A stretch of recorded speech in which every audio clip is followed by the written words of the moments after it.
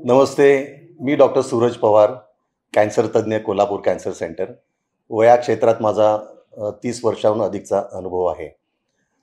जेव्हा माझ्याकडे कोलॉन कॅन्सरचे किंवा मोठ्या आतडीच्या कॅन्सरचे पेशंट येतात, तेव्हा त्यांचे सर्वात कॉमन जे काही प्रश्न असतात उपचाराबद्दल, त्याबद्दल आपण थोडी माहिती घेऊया.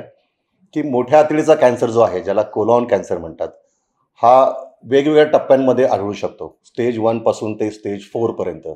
स्टेज 1 म्हणजे अगदी अर्ली स्टेज असा समजला जातो. स्टेज 2 आणि 3 मधला स्टेज आहे आणि स्टेज 4 म्हणजे शेवटचा स्टेज आहे. तर प्रत्येक स्टेजप्रमाणे त्याच्यावरती उपचार केले जातात. त्याच्यामध्ये वेगवेगळ्या प्रकारच्या शस्त्रक्रिया असतात.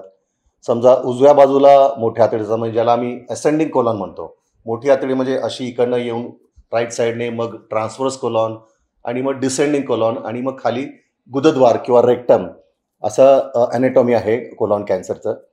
तर उजव्या बाजूला जर असेल असेंडिंग कोलॉनना, तर राईट हेमिकोलेक्टॉमी म्हणजे उजव्या बाजूचं जे मोठी आतडी आहे ती काढली जाते आणि उरलेली आतडी एकमेकांना जॉईन केली जाते. तर हे जॉइनिंगची जी पद्धत आहे ती हाताने टाके घेऊन सुद्धा आपण 2 ट्यूब्स जॉइन करू शकतो किंवा हल्ली स्टेपलर्स ह्या पद्धतीने आहेत आणि स्टेपलर टेक्निकने आपण ते जॉइन करू शकतो. मधल्या भागामध्ये ट्रान्सव्हर्स कोलॉन जे आहे त्याच्या मध्यभाग जर असेल तर तिथे आपण ट्रान्सव्हर्स कोलेक्टॉमी करू शकतो. लेफ्ट साईडला असेल, ज्याला डिसेंडिंग कोलॉन म्हणतो आपण, तर त्या ठिकाणी लेफ्ट हेमिकोलेक्टॉमी करता येऊ शकते. आणि गुदद्वाराच्या जवळ जर असेल, वरच्या भागात असेल, तर आपल्याला गुदद्वार वाचवून अँटिरियर रिसेक्शन नावाचे एक ऑपरेशन आहे की तेवढा भाग पूर्ण काढून खालचं जे स्पिंक्टर आहे म्हणजे एनल स्पिंक्टर, जिथून आपण शौच होतं, शौचालयाला होते, तिथे ज्याला एनल कॅनल म्हणतो, ते एनल कॅनल वाचवून आपण हे ऑपरेशन करू शकतो, ज्याला लो अँटिरियर रिसेक्शन असं म्हणतात. या ऑपरेशननंतर आपल्याला तात्पुरतं वरून संडासचा मार्ग टेम्पररी हा करावा लागू शकतो. कारण त्याचं असं आहे की जिथे आपण खाली ऑपरेशन केलेलं आहे त्या ठिकाणी रेस्ट मिळावा, आराम मिळावा, म्हणून आपण वरून बायपास टाईप असं संडासचा मार्ग काढतो, जो नंतर बुजवला जातो. आणि अगदी संपूर्ण खालच्या भागामध्ये म्हणजे रेक्टम आणि एनल कॅनल ह्या रिजनमध्ये जर ट्यूमर असेल, तर मात्र आपल्याला तो पूर्ण गुदद्वार काढावा लागू शकतो आणि पर्मनंट कोलॉस्टॉमी म्हणजे कायमस्वरूपी अशा प्रकारे इथे शौचाचा मार्ग आपल्याला बाहेर काढता येतो आणि त्याच्यावरती आपण कोलॉस्टॉमी बॅग लावतो. त्यामुळे ते नंतर त्याची इतकी सवय होऊन जाते की आपल्याला अजिबात त्याचा त्रास होत नाही. तर हे झाले वेगवेगळ्या प्रकारचे कोलॉन सर्जरीचे ऑपरेशन्स. पूर्वी हे ऑपरेशन्स ओपन पद्धतीने म्हणजे लॅप्रोटॉमी, चीरफाड करून पोट उघडून मोठ्या प्रमाणात ते केलं जायचं.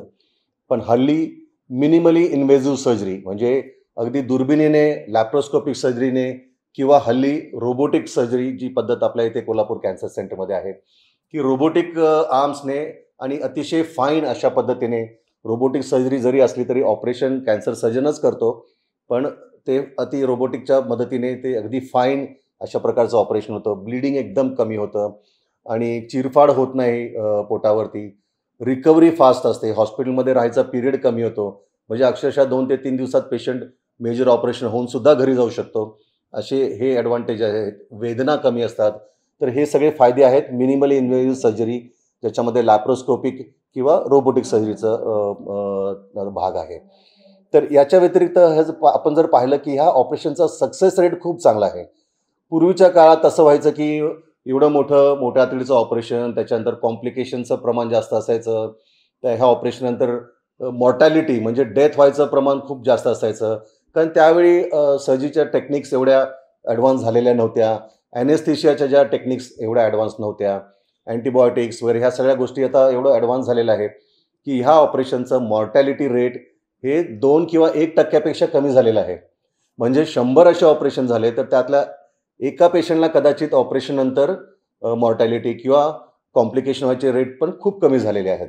त्यामुळे हे ऑपरेशन अगदी सेफ आहे आणि ऑपरेशन झाल्यानंतर त्याच दिवशी किंवा दुसऱ्या दिवशी पेशंट चालू फिरू शकतो आणि 2 ते 3 मॅक्झिमम 4 दिवसात पेशंट घरी जाऊ शकतो. इतकं आता हे सोपं झालेलं आहे आणि त्याचा पेशंटना अजिबात त्रास होत नाही. तर ह्या प्रकारे जे ऑपरेशनचा जो भाग झाला, खर्चसुद्धा लिमिटेड असतो. फार काय मेजर याच्यामध्ये सुप्रा मेजर असं ऑपरेशन म्हटलं जात नाही. त्यामुळे लिमिटेड आपण बजेटमध्ये हे ऑपरेशनसुद्धा अतिशय चांगल्या पद्धतीने करू शकतो. ऑपरेशननंतर रिकव्हरी पिरियड पण हा खूप लहान असतो. मगाशी बोललो की 3 ते 4 दिवसात पेशंट आपला पूर्णपणे बरा होऊन घरी जाऊ शकतो. तर कॉम्प्लिकेशन रेट कमी आहे, त्याचं सर्व्हायव्हल खूप चांगलं आहे मोठ्या आतडीच्या कॅन्सरचं आणि पोस्ट ऑफ रिकव्हरी चांगली आहे. ॲडव्हान्स सर्जिकल टेक्निक्स आलेले आहेत. ह्या सर्व गोष्टींमुळे हल्ली मोठ्या आतडीच्या कॅन्सरच्या शस्त्रक्रियेबद्दल कुठलीही भीती बाळगायचं काहीच कारण नाही. तर हे असे एवढे सगळे फायदे आहेत आणि त्याचबरोबर मला नक्की सांगावंसं वाटतं, की अर्ली स्टेजमध्ये जर ह्या मोठ्या आतडीच्या किंवा कोलॉन कॅन्सरचा उपचार जर झाला, तर हा कॅन्सर पूर्णपणे बरासुद्धा होऊ शकतो. त्यामुळे खूप महत्त्वाचं आहे, की ह्याची जी लक्षणं आहेत, ती आपण पटकन ओळखून कुठलाही त्याच्यामध्ये त्रास होत असेल पोटामध्ये किंवा शौचाच्या सवयीमध्ये काही बदल झाले असतील, तर ताबडतोब डॉक्टरांकडनं ॲट द अर्लिएस्ट तपासण्या करून घेणे. अर्ली स्टेजमध्ये आपण जर हा उपचार केला, तर हा कॅन्सर पूर्णपणे बरा होऊ शकतो. आपल्याला याबद्दल काही शंका असतील, तर आपण आम्हाला संपर्क करू शकता किंवा कॉमेंट बॉक्समध्ये आपले प्रश्न विचारू शकता. Thank you.